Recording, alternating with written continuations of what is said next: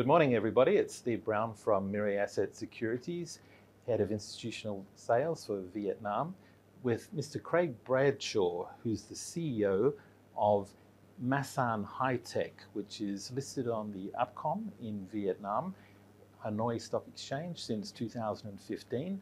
And Craig joins us today after having been with one of the largest Australian mining companies in its time, Mount Isa Mines, 12 years. Also proceeding with this company. He's also had experience in Indochina, in Laos and Cambodia. So he's easily one of the most experienced executives of a mining corporation in Vietnam, which is no doubt one of the reasons why he was appointed to head Vietnam's leading and one of the world's largest and leading tungsten mines. Craig, thank you for joining us this morning. Thank you for having me, Stephen. Thank you. Now, you've had a checkered history, as I just quickly referred to. You work with Norman Colden Fussell, yes.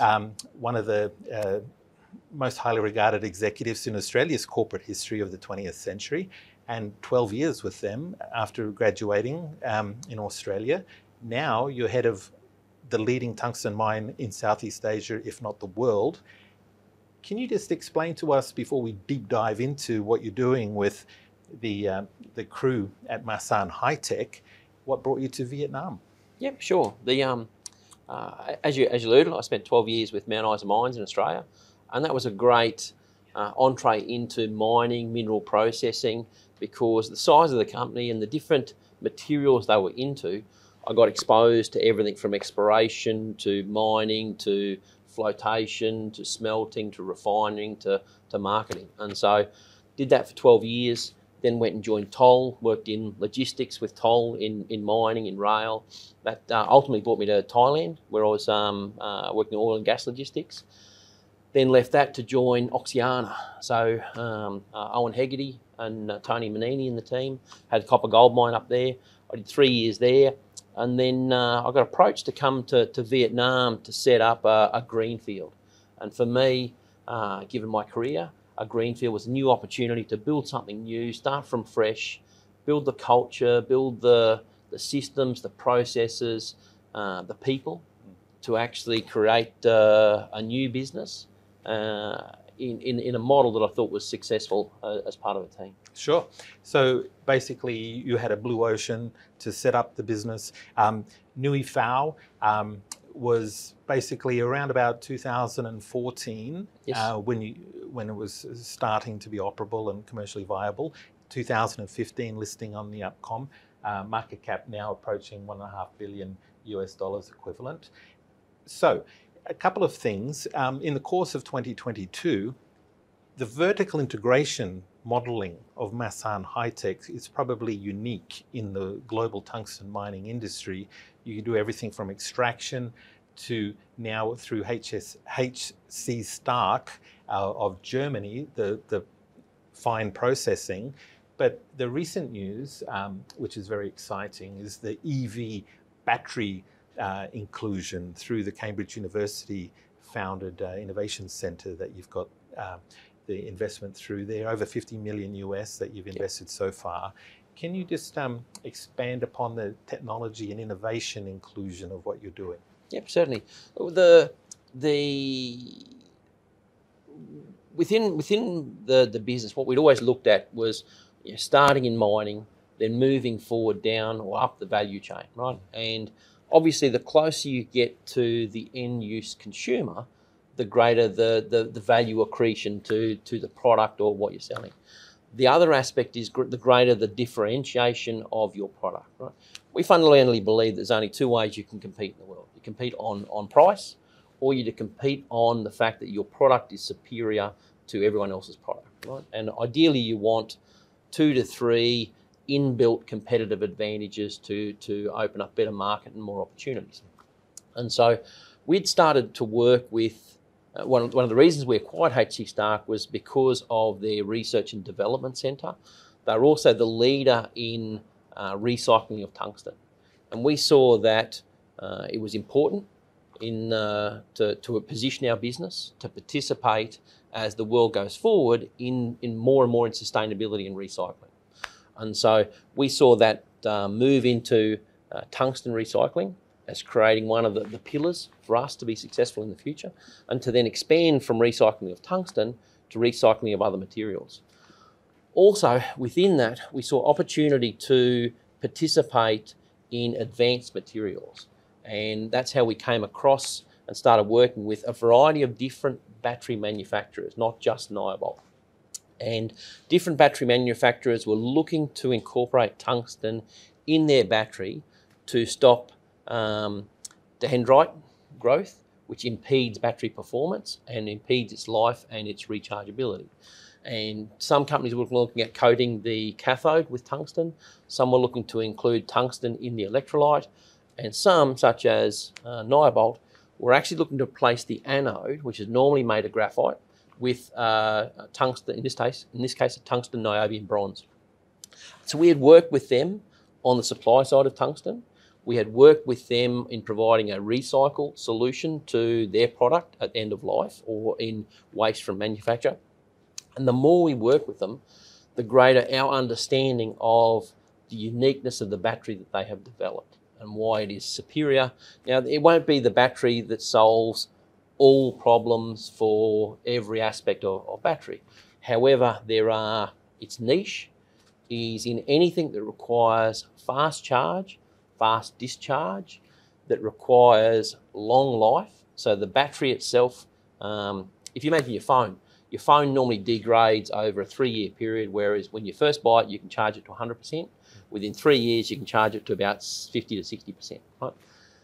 If that had a NYOBOLT battery in it, then you'd be charging it at 100% all the time, right? And its lifetime is 10 times as longer as conventional batteries while maintaining that 100% charge.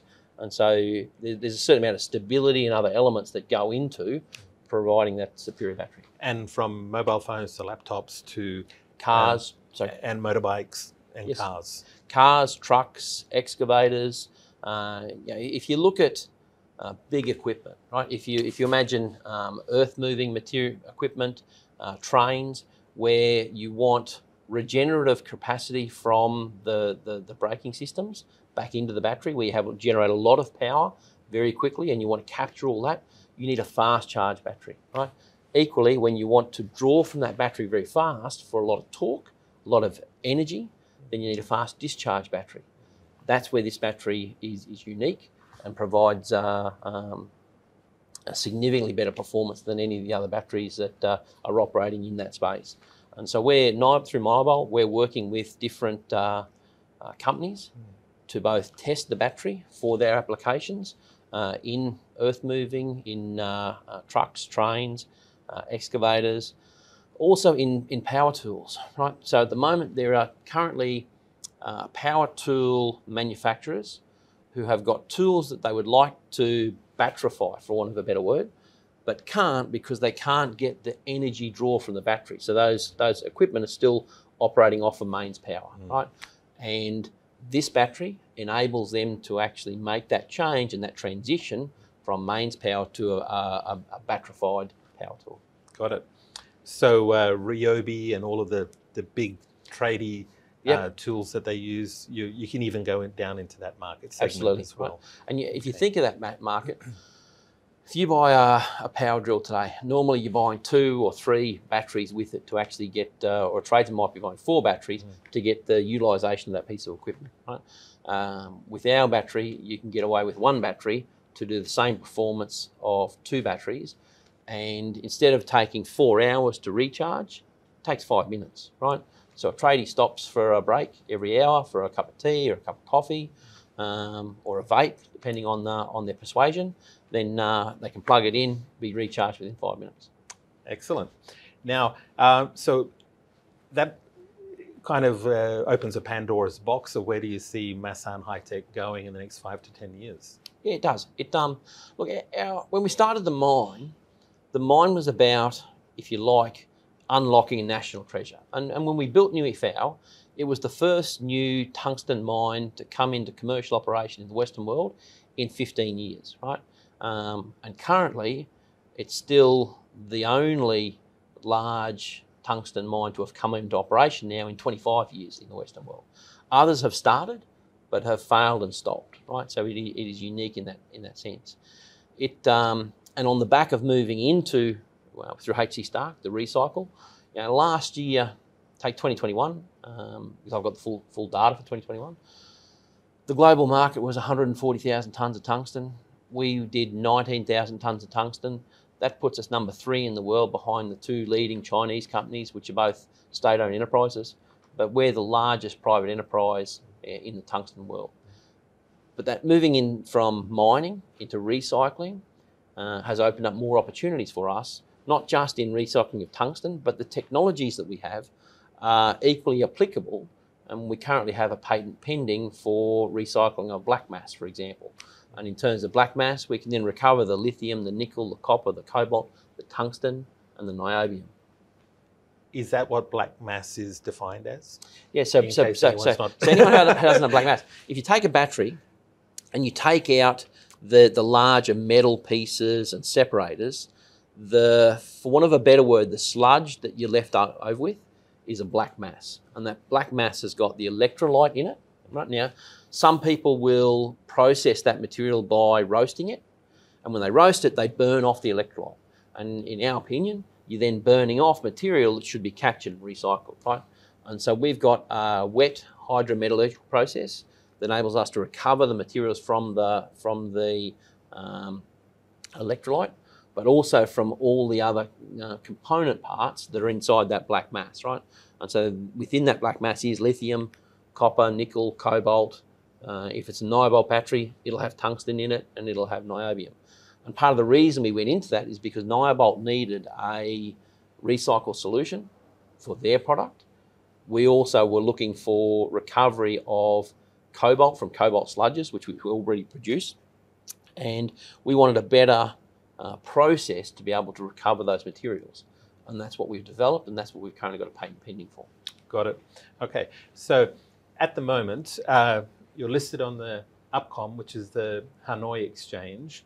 The 2 exchanges recently have combined to the Vietnam Stock Exchange. But that said, do you have any thoughts or vision of maybe advancing or switching to the Ho Chi Minh Stock Exchange for Masan High Tech? So what we're doing with the business today, so if you look at the business, it's 86% owned by Masan Group. It's 10% owned by Mitsubishi Materials Corporation. And then the balance of about 4 or 5% is the free float on the market, right? And so part of what we're looking at is where do we take the business, right? We've got different strategic players who are in various discussions with us about where we expand and where we go. And there's reasons why, because our business is unique, there's a number of parties in the world who we would be a complementary fit, as well as potentially us further expanding ourselves, similar to how we've grown in the past with the acquisition of initially the joint venture with HC Stark, then HC Stark, now NYOBOLT. There's different paths we can go. And really how and where we list will be determined as an outcome of what we're trying to achieve as a business, as opposed to a precursor, if that makes sense. Got it, exactly. And for my 5 cents worth, I think the way that you've been advancing the business to date is exemplary. And just to have to feel compelled to welcome on board passive asset managers who don't really know about the business, unlike yourself and Mitsubishi, I think would probably, maybe, no disrespect, be a backward step. Because you would probably want to partner with like-minded corporates who know the business, whether they be automotive companies or whether they be energy companies, so they can participate proactively in the business and help advance its market share and distribution. Absolutely. Look, one of the challenges, and this is no disrespect to any markets, right? One of the challenges is when you're building something with a long-term view, right? Then you have to have the belief in terms of how you position your business, why it makes sense, why the world needs what you're doing, right? And within that, if you've got focus on a week-to-week or month-to-month or quarter-to-quarter result, right, without looking at that horizon, you can lose yourself, right? And you can lose what you're trying to achieve. And that's where you need investors who, the day-to-day, month-to-month, quarter-to-quarter is important because you need to get that right for survival, right? But the focus, the big value creation is that horizon outcome, right? And when you put that together and get that network system working and have it scalable, so then you can do it in tungsten but also in other co-located materials, and importantly, materials which are critical or crucial to the advancement of quality of life of us as a species. And when you look at material sciences, life sciences, we need nickel, we need copper, we need lithium, we need tungsten, we need niobium. There's a whole group of materials that ultimately you can't keep pulling it out of the earth, right? You can do that to a certain degree, and you'll have to have a portion of your feed coming from those locations, be that 20, 30%, 40%. But more and more we have to get better at recycling what we've already produced, and that's where we see a significant opportunity. You sound like the Anthony Pratt of tungsten. Mr. Vizzy, yes. So he's 100% recycled cardboard, Pratt Industries, yes. And leading by example there. Yeah. So, yeah. And look, it's funny, I find that we can learn so much from other people who don't necessarily swim in our lanes, right? And so, I'm a very curious person. I was lucky to work in companies like Mount Isa Mines, where there was people who had 30 years, 40 years experience and were really happy to share their knowledge if you were curious, right? And I've been lucky enough to come across people in other industries who are equally willing to share their knowledge, and you can take, in a lot of cases, things that they've done very smart in cardboard recycling, for example, or in other mineral processing or other material reprocessing facilities, and learn from that and apply that to your own systems and processes, right? And so, a lot of the time you don't have to invent this new system yourself. You can look at what's worked in other locations and copy it and make modifications to it. But more often than not, it'll work quite well. Sure, just a little bit of reverse engineering and modification, and then you got it going. Well, we see it in the technology space. When you look at technology, have a look at technology that's, venture capitalists are classic. They'll look at what's worked in one location, say in the US, and then have a look at who is doing something similar in China or in Europe, and look to replicate those what's successful, right? There's no magic pill. Ideally there is, that you've got a new science, and that's where, as a company, HC Stark has got a lot of patents, right? And off the back of those patents, that gives us a competitive advantage. But beyond that, getting the systems. Excellent, excellent. That segues into one of the wrap-up questions, the synergies that you see moving forward of HC Stark and NYOBOLT. Yep. Look, what we're doing with Stark is, we've already got the #1 tungsten recycler in the world, right? And on the back of that, there's a lot that we know about tungsten that is equally applicable to the recycling of other materials, right? And when you look at NYOBOLT's going to be very successful building batteries, making batteries, selling batteries, battery systems, and over a period of time, there'll be a certain amount of material that is required to be recycled, right? But somewhere around 10 years, 15 years, 18 years, 20 years time, be it NYOBOLT or other companies, are going to have a lot more batteries coming out, right? When you look at the number of gigafactories being built in the world, the amount of recycle that's available, a lot of the recycle is using conventional technology as opposed to new technology. The technology we've developed uses less energy, it uses less water to recycle the same materials, and we see that as important. If you're going to be in recycling, you're going to be the #1 recycler by process, not just by mass or size, right? And so that will enable us to provide the materials that NYOBOLT need. It'll enable us to actually provide the recycle, so you end up with this ecosystem that's actually fully closed, right, in terms of material going in and going out, right? What it also does is it provides a chain of custody and certainty for customers that we and NYOBOLT and the customers of NYOBOLT are doing the right things in terms of ensuring chain of custody of recycled materials, low carbon footprint, ensuring that the materials aren't coming at a location where the conflict materials or child labour. We can provide that certainty because of the way we do our business. Right? Sure. So we see that as important. Excellent. Well, Craig Bradshaw, it's been an absolute pleasure and honour actually to have you on Mirai Asset Securities, and we wish your company every success. Thank you very much for having me. Thank you for listening. Appreciate it. Steve Brown from Mirai Asset Securities, have a good morning.